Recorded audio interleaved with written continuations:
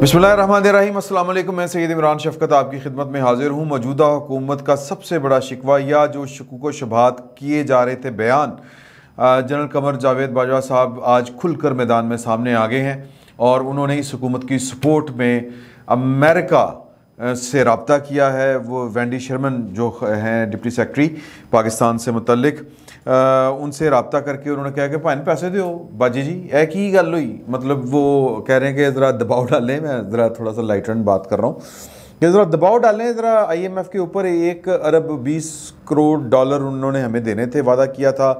वो जो director level के ऊपर जो है, स्टाफ लेवल के ऊपर मुआहदा हो गया था, अब वो अप्रूवल ही नहीं दे रहे। और ब्लूमबर्ग की आपके साथ खबर मेरा ख्याल है कोई 2 हफ्ते आप पहले शेयर की थी, तकरीबन 2 हफ्ते हो ही चले हैं कि जी कि वो उन्होंने सऊदी अरब की तरफ देखना शुरू कर दिया है और सऊदी अरब को पूछ रहे हैं IMF वाले कि आप पाकिस्तान को 4 अरब डॉलर जो है रुपए दे रहे हैं। अगर दे रहे हैं तो मुझे बताएं, हम भी दे देते हैं, क्योंकि 1 अरब 20 करोड़ रुपए के साथ पाकिस्तान का कुछ नहीं बनना। पाकिस्तान को इस माली साल, रवां माली साल में 41 यानी कि 41 अरब डॉलर की ज़रूरत है। तो वो कहते हैं कि ये गैप अरेंजमेंट जो है ये आप पूरा कर सकेंगे दरमियान में जो कोई बनता है। तो सऊदी वो फिर वो एक यहाँ से फिर वो चली थी बात कि सऊदी अरब के तो इमरान खान के साथ कभी भी ताल्लुकात अच्छे नहीं रहे और इमरान खान साहब के जाते ही, और इसमें पाकिस्तान का कोई कसूर नहीं था और सज़ा पाकिस्तान को मिली है इमरान खान साहब की भोंडी, होची और गरीबों मतलब फ्रॉडियों वाली हरकतों की वजह से। घड़ी दे के घड़ी भेज देती, ये करता वो करता। फिर वो सऊदी अरब को जनाब सबक सिखाने चले हुए थे, उन्हीं के जहाज़ में बैठ के चार्टर्ड प्लेन में जो शहज़ादा मोहम्मद सलमान का था, बैठ के वो हाउस ऑफ जो सऊद है उसके ख़िलाफ़ बातें कर रहे थे। बग हो गया, पकड़ा गया। वापसी पे उन्होंने कहा कि जहाज़ हमारा वापस करें, पैदल जाओ, मतलब वो इसी तरह जाओ। एक वक्त वो था कि जब वो कहते थे कि मैं मिस्टर प्राइम मिनिस्टर, मुझे पाकिस्तान का आप सफ़ीर समझे सऊदी अरब में। तो इमरान खान साहब की जो लाउबाली सी और वो जो छिछोरी सी एक तबीयत है, उस वजह से पाकिस्तान के जो सऊदी अरब के साथ जो ताल्लुकात कशीदा हुए। तो मतलब IMF जो है वो सऊदी अरब से कह रहा है, तो लिहाजा ये एक कह लें कि तज्जिया ये बनता था कि सऊदी अरब जो है वो इमरान खान साहब को या पाकिस्तान की इस्टेब्लिशमेंट से यकीन दहानी कराएगा या लेगा कि आप इमरान खान साहब को तो नहीं ला रहे, इनको फारिग करा के जो टाइम निकाल रहे हैं ये इस वक्त। और ख़ुसूसन जो 17 जुलाई का जो पंजाब का इलेक्शन हुआ और उसके बाद जो सुप्रीम कोर्ट का फ़ैसला आया, और फिर जो चौधरी परवेज़ इलाही साहब जो कपड़े से बाहर हुए फिर रहे हैं, कपड़े बाहर, और इमरान खान साहब जो हैं वो एक बड़ा विनिंग वो पेडिस्टल के ऊपर खड़े होके कि जित गए, अब आ रहे हैं, हम छा रहे हैं, हम जा रहे हैं।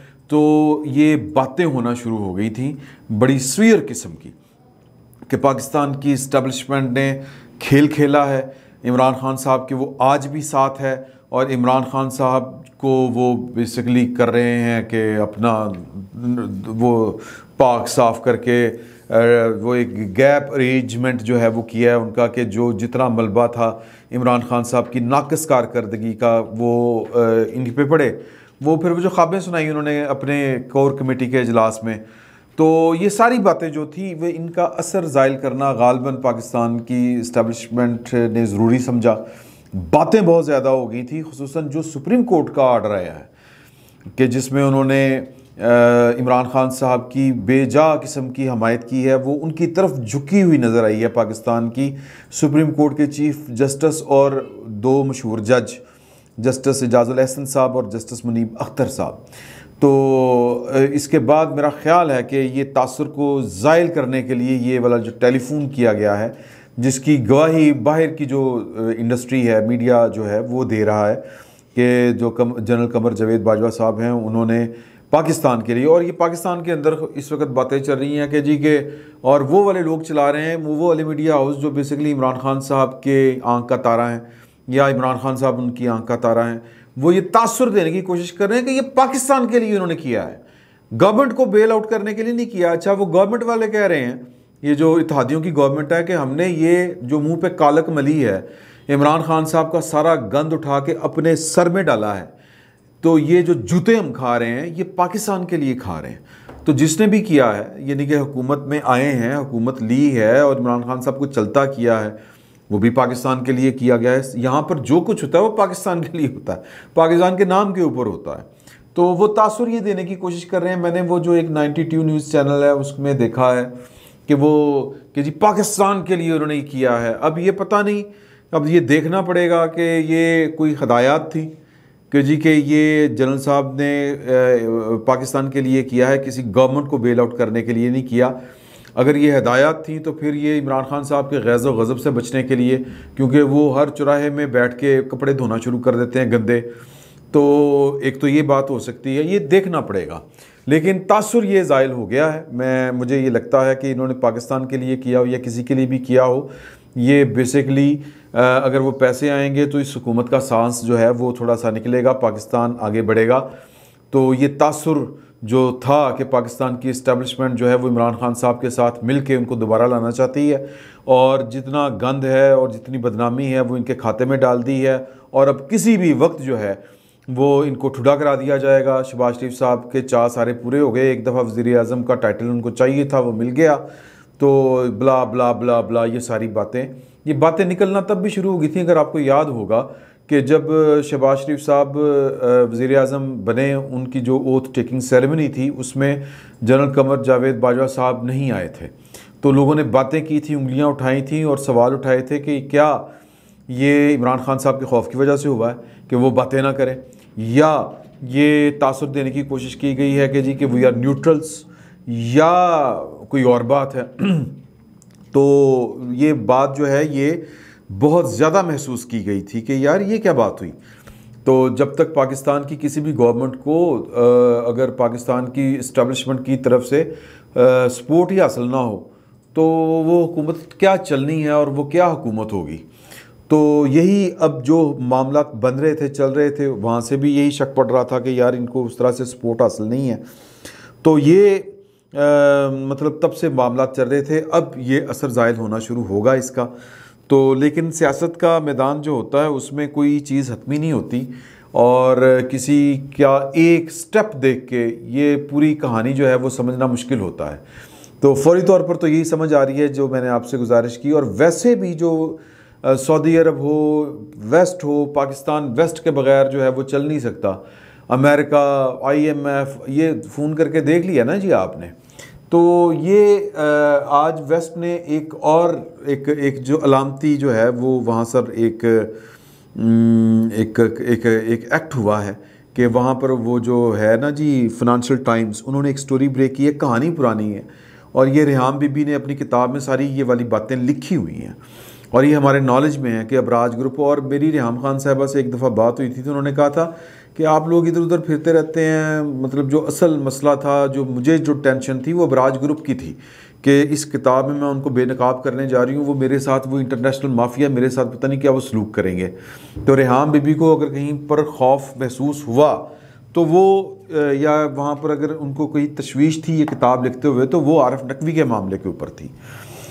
तो आरिफ नकवी साहब का मामला जो ये जो है ना जी अपना फाइनेंशियल टाइम ब्रिटेन का, उन्होंने ये वाला ब्रेक किया है, और वो कहानी है पूरी की पूरी कि जी कि वो शराब कबाब की महफिलें सजती थीं, और जो अबराज ग्रुप है, ये पूरी कहानी है कि अबराज ग्रुप बेसिकली था क्या। अबराज ग्रुप ने दुनिया एक फ़िलासफ़ी दी थी आरिफ नकवी साहब ने कि जो चैरिटी है वो कमर्शलिज़म के ज़रिए भी हो सकती है, कमर्शियली भी हो सकती है। मिसाल के तौर पर कि आप जो है वो एक बड़ा आला नस्ल का जो है वो हॉस्पिटल बनाएं, प्राइवेट, उमरा वहाँ पर चले जाएंगे, और सरकारी हॉस्पिटल्स जो हैं वो गरीबों के लिए रह जाएंगे।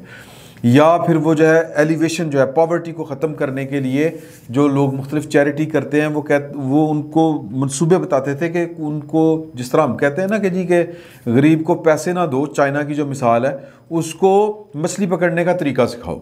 तो वो मछली पकड़ने का तरीका सिखाते थे। ये उन्होंने वो वर्ल्ड इकनॉमिक फोरम के ऊपर भी बैठ के उन्होंने अपनी ये जो डॉक्ट्राइन था ये पेश किया, फ़िलासफ़ी पेश की। तो ये उनका चूरन बिकना शुरू हो गया। लेकिन फ्रॉड क्या करते थे? फ्रॉड वो फाइनेंशियल क्राइम करते थे। क्या फाइनेंशियल क्राइम करते थे कि लोगों से पैसे लेते थे चैरिटी के नाम के ऊपर, और वो इन्वेस्ट करवाते थे किसी जगह के ऊपर, और जहाँ पर वो इन्वेस्ट करवाते थे वो होती थी ऑफशोर कंपनी जिसका माई बाप ही कोई नहीं होता, पता ही नहीं होता कि ये कंपनी का आगे पीछे कौन है। तो चूंकि कॉज बड़ी नोबल कॉज होती थी तो लिहाजा लोग इतनी को वो कुछ प्रदीद नहीं किया करते थे। तो जब वो ऑफशोर कंपनी में वो फाइनेंसिंग करवाते थे या सरमायाकारी करवाते थे, इन्वेस्टमेंट करवाते थे, तो साथ में उसकी वो करवा देते थे इंश्योरेंस। जब इंश्योरेंस हो जाती थी तो ये जो ऑफशोर कंपनी है ये हो जाती थी वो कुर्की या दिवालियापन करती, बैंकरप्ट हो जाती थी या वो लिक्विडेट हो जाती थी। तो लिक्विडेट होती थी कि जी सरमाया डूब गया, लेकिन जिसका सरमाया होता था, मिसाल के तौर पर शौकत खानम का जो 200 अरब डॉलर था वो 20 अरब डॉलर या इस तरह की कोई रकम थी, मैं फिगर आगे पीछे कर जाऊंगा तो इसलिए इसको हम कुछ डॉलर ही कह लेते हैं, लेकिन वो को था मामला इसी तरह का। जो जनाब आसिफ ख्वाजा आसिफ साहब ने भी वो प्रेस कॉन्फ्रेंस की थी और इमरान खान साहब ने हद तक इज़्ज़त का दावा किया हुआ है, और दावा करने के बाद के पाजरे ने पाए।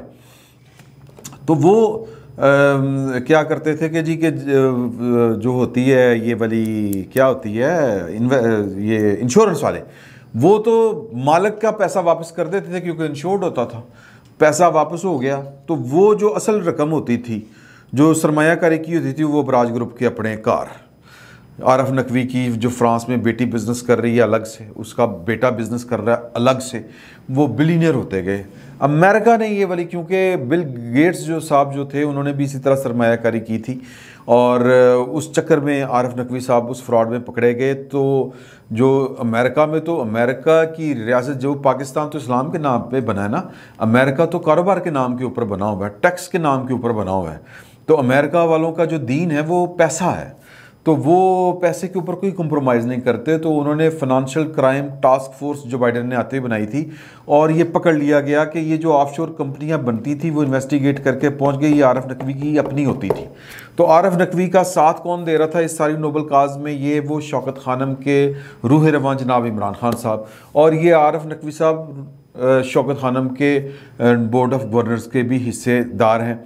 तो इमरान खान साहब ने जो लुट मचाई हुई है, मुझे एक बड़े अफसर ने जो हाल ही में रिटायर्ड हुआ था, इमरान खान साहब के साथ उन्होंने सर्व किया था, उन्होंने ये बात कही हुई है, उन्होंने कहा था लिख लो कि ये लंदन तक बात जाएगी इमरान खान की करप्शन की कहानियाँ, और जितना इन्होंने माल बनाया है नवाज शरीफ और जरदारी के जो 3-3 साल हैं उसमें जो कहानियाँ हमें सुनने को मिलती हैं उससे 10 गुना ज़्यादा बनाया हुआ है माल। और ये जो है ना अपना जमाइमा, ये भी इसका भी नाम एक वक्त आएगा सामने आएगा। तो इमरान खान साहब की अभी भी अगर कोई वो कहते हैं ना बचने की जो कोई उम्मीद है ना वो विंडो, क्योंकि बाप बहुत बड़ा, दुनिया की एलीट फैमिली, दुनिया की एलीट क्लास बीबी जमाइमा खान, तो उसी के ज़रिए ये बच सकते हैं। इसीलिए भाई ने ये तक बढ़ा के रखी है, तो उन्हें बढ़ा के रखी है, माली मफादात का लेन देन है, बड़े कारोबारी दुनिया के बड़े साहूकार की बेटी है। तो ये बड़ी सारी कहानियाँ हैं सर, तो खौफनाक कहानियाँ हैं और इन कहानियों का बड़ा मकसद है, और ये मकसद जो है वो जाहिर है कि आगे चल के बड़ा काम गड़बड़ होना है। तो इमरान खान साहब जो हैं वो उस दुशीज़ा की तरह हैं जिसने एक रात पहले कहना शुरू कर दिया था कि साढ़े जो कल किसी एक ने नहीं होना, अगले दिन वो नहीं थी। और उनके वालिद साहब कह रहे थे, मैं ये कई दफ़ा बात लतीफ़ा आपको सुनाया कि जिहो जीवीसी है वली अल्लाह से बेचारी, कर्मा वाली है पूरी अल्लाह लोग सी, नहीं क्यों कल दी कह रही थी कि साढ़े जो एक ने नहीं होना। तो इमरान खान साहब ने ये जो अमरीकी साजिश, अमरीका की ग़ुलामी, ये इसलिए बनाई हुई है कि पायन ने वहाँ पर इंक्वायरी होनी है, और अगर जमाइमा का साथ बाज़ुकात देखें ना, सारे मंसूबे तो नहीं ना पूरे तोड़ चढ़ते, तो गिरफ्तारी हो सकती है, अमेरिका इनके पीछे चढ़ सकता है, मोरी चढ़ सकता है। आप याद कीजिए वाली खबर, अब राज ग्रुप के जब मालिक जो थे वो आरफ नकवी साहब, वो जब इंग्लैंड में गिरफ्तार हुए थे तो उन्होंने कहा था कि आप किसी से फौरी रब्ता करना चाहते हैं, ये वहाँ पर का कानून है कि इतला देनी है, फड़े को इतला देनी है। ये पाकिस्तान में तो होता है ना कि मोबाइल भी फड़ो, ये भी फड़ो, तो घर दिया जनाब 3-3 साल 5-5 साल पता ही ना चले कि लापता हो गया बंदा, ठीक है जी। वहाँ पर ऐसे नहीं होता, वहाँ पर जब आपके ख़िलाफ़ कानून हरकत में आता है तो आपको वकील तक भी रसाई दी जाती है और आपको कहा जाता है घर दस दे पाएँ।